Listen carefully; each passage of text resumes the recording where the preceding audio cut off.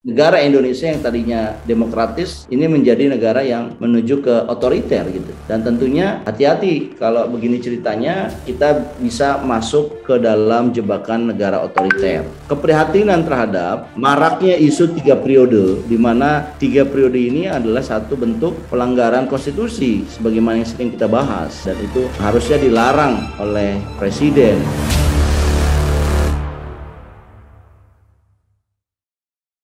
Ya, ini ada tentang Pak Gatot Nurmantio ya, tentang kudeta konstitusi. Faktakah? Ini gimana? Bang Matur menanggapi.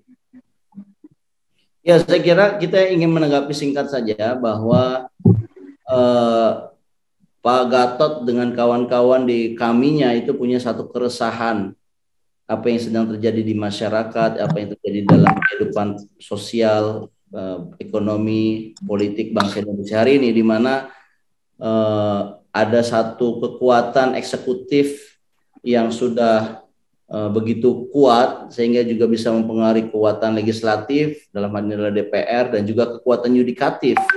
Ya, bagaimana sekarang eksekutif ini kan menguasai yudikatif juga ya, bahkan sampai ke Mahkamah Konstitusi loh itu. Ya, yang menjadi adik iparnya gitu kan dari seorang presiden, itu kan luar biasa. Nah, suasana seperti itu ya, keresahan seperti itu ya, saya kira kita rasakan juga bahwa ini kok kita kelihatannya kehidupan berbangsanya itu semakin sentralistis ya. Tidak ada check and balances terhadap eksekutif. Padahal eksekutif ini dalam sistem presidensial itu kan sangat luar biasa, sangat besar sekali kewenangannya. Nah, kalau dia tidak dilakukan check and balances, ya ini negara Indonesia yang tadinya demokratis ini menjadi negara yang menuju ke otoriter gitu. Dan tentunya ini disampaikan secara lugas ya, secara tegas bahwa hati-hati kalau begini ceritanya, kita bisa masuk ke dalam jebakan negara otoriter. Yang kedua yang saya kira disampaikan juga keprihatinan terhadap maraknya isu 3 periode, di mana 3 periode ini adalah satu bentuk pelanggaran konstitusi sebagaimana yang sering kita bahas. Dan ini diulang lagi oleh teman-teman kami yang mengadu ke MPR bahwa ada kudeta ya konstitusional ya yang ingin memperpanjang masa jabatan, dan itu harusnya dilarang oleh presiden. Tapi terkesan kan presiden malah membiarkan dan menikmatinya, meskipun secara verbal presiden mengatakan sudah cukupkan isu 3 periode ini. Tetapi kan publik masih mendengar ya satu gerakan-gerakan, satu aksi-aksi yang mengajak masyarakat untuk mendukung presiden 3 periode, dan itu dilakukan oleh para relawan yang punya kaitan langsung dengan orang-orang sekeliling presiden gitu. Apakah kemudian presiden terlibat ya wallahu alam, tapi yang jelas apa yang terlihat di masyarakat ini meresahkan, dan itu disampaikan. Dan saya kira semua kita berharap MPR ya sebagai lembaga tertinggi rakyat itu mencermati kondisi ini dan coba mengingatkan berbagai pihak ya untuk berada di jalan yang lurus. Saya kira itu, Bro.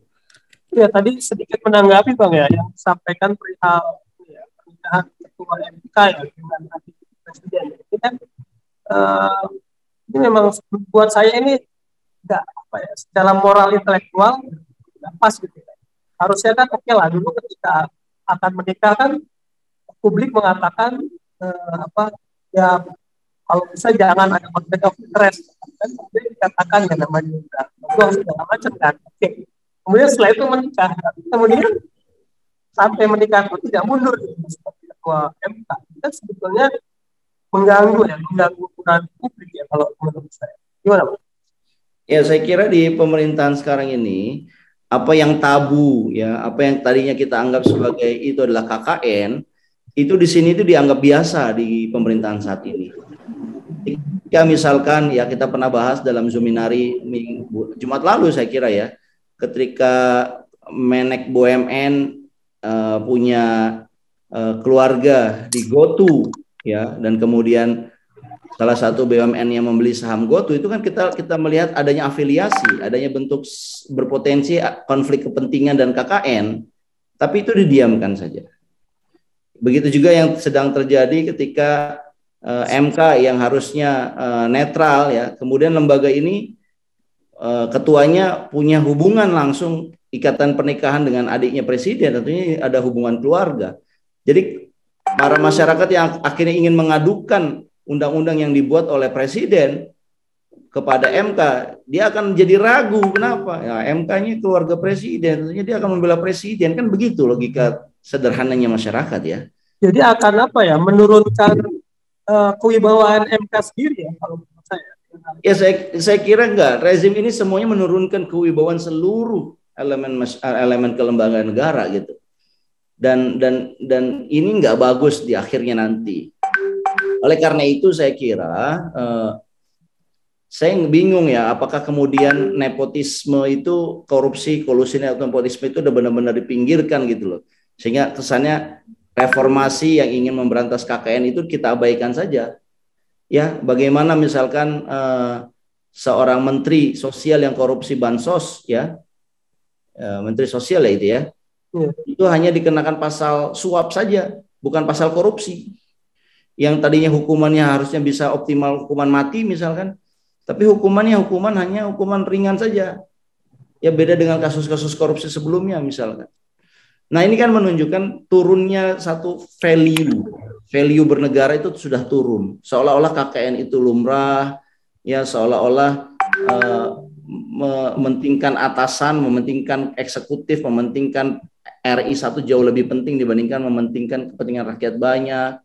Ya seolah-olah legislatif itu harus menstempel saja apa yang dilakukan oleh pemerintah karena legislatifnya itu mayoritas sudah menjadi partai koalisi pemerintah.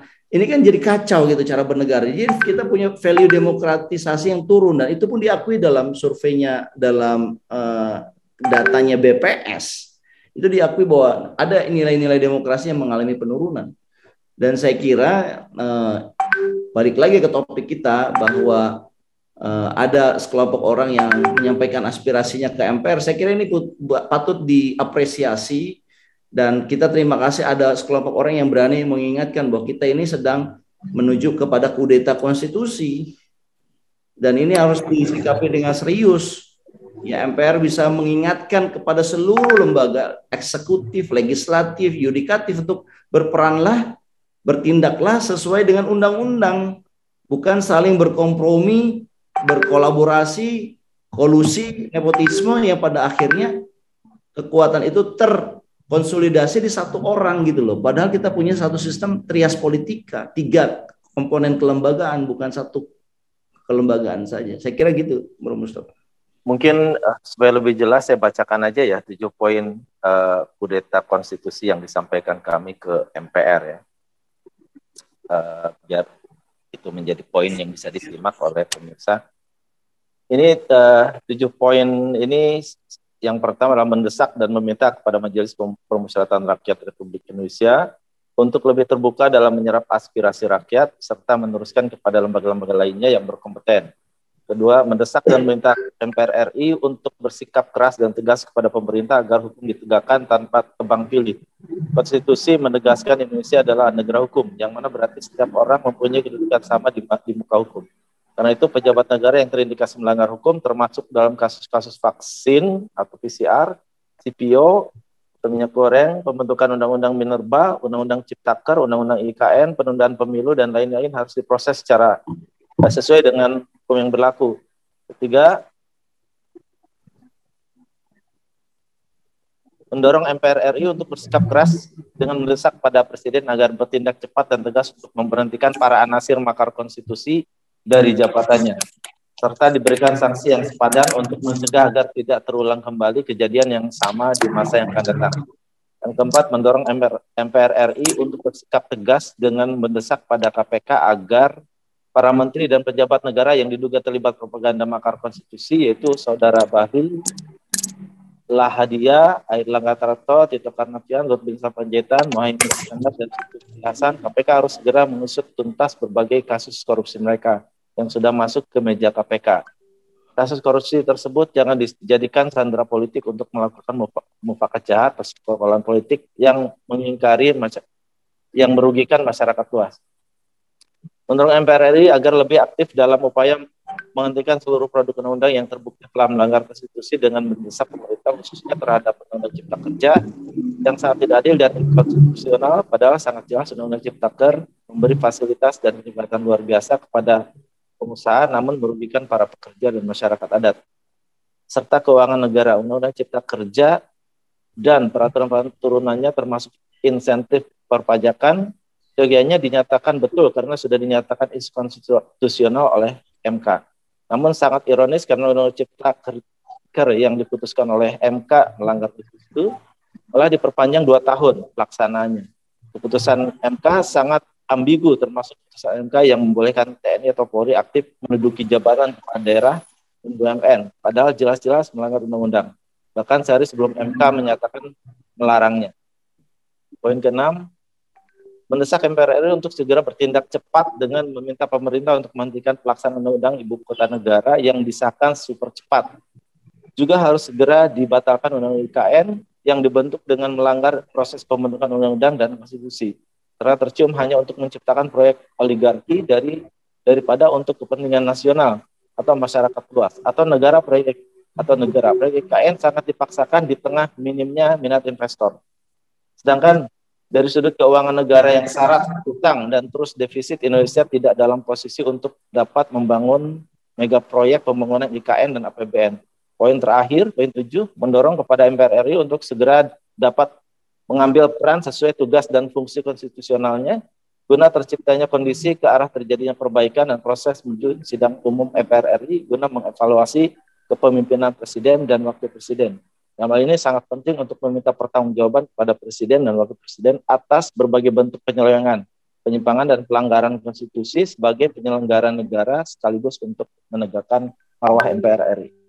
Demikian 7 poin yang dilayangkan oleh kami ya. Oke, Bang, ada yang disampaikan lagi? Saya kira cukup, Bro Eko. Kita udah melampaui dari yang kita tetapkan ini. Kita akhiri saja, Bro Eko, Bro Mustafa. Saya persilakan. Oke, terima kasih buat Bro Eko, buat Bang Matur atas waktunya dan pembahasan biasa pada pagi hari ini. Terima kasih. Saya akhiri biasanya. Assalamualaikum warahmatullahi wabarakatuh. Sampai jumpa. Waalaikumsalam. Waalaikumsalam warahmatullahi wabarakatuh. Terima kasih, Bro. Sampai jumpa. Di hari Jumat Mubarak ini. Jangan lupa sholat Jumat. Amin, amin.